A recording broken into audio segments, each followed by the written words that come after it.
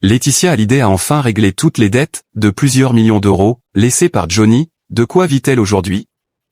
Héritière d'un mythe, Laetitia Hallyday a longtemps dû faire face à une ardoise fiscale colossale laissée par Johnny. Après plusieurs ventes d'actifs et de longues négociations, la veuve a refermé un chapitre lourd. Mais comment gagne-t-elle sa vie aujourd'hui? Paris Match fait le point.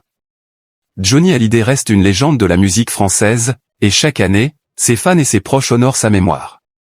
Mais derrière l'héritage artistique, un poids pesait lourd sur Laetitia Hallyday à la mort du rocker, des dettes fiscales importantes. Selon Paris Match, qui s'intéresse cette semaine à l'héritage du taulier dans un article déjà disponible en ligne, le fisc lui réclamait près de 36 millions d'euros en 2018, un chiffre astronomique qui aurait pu assombrir la gestion de son patrimoine.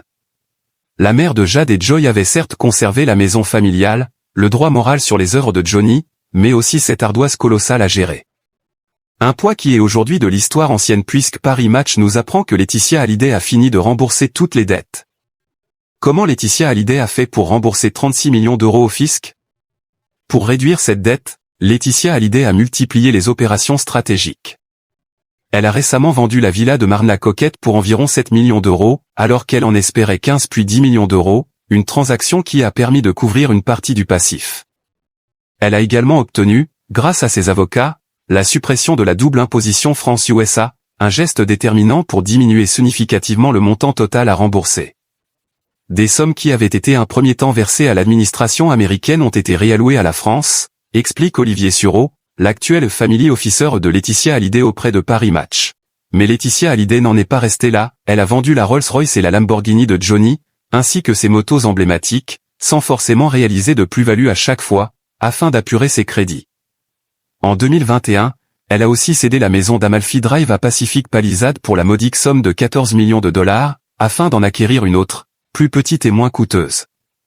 Cette nouvelle demeure a d'ailleurs été touchée par les incendies de Los Angeles d'il y a plusieurs mois, rappelant la fragilité des biens immobiliers dans la région.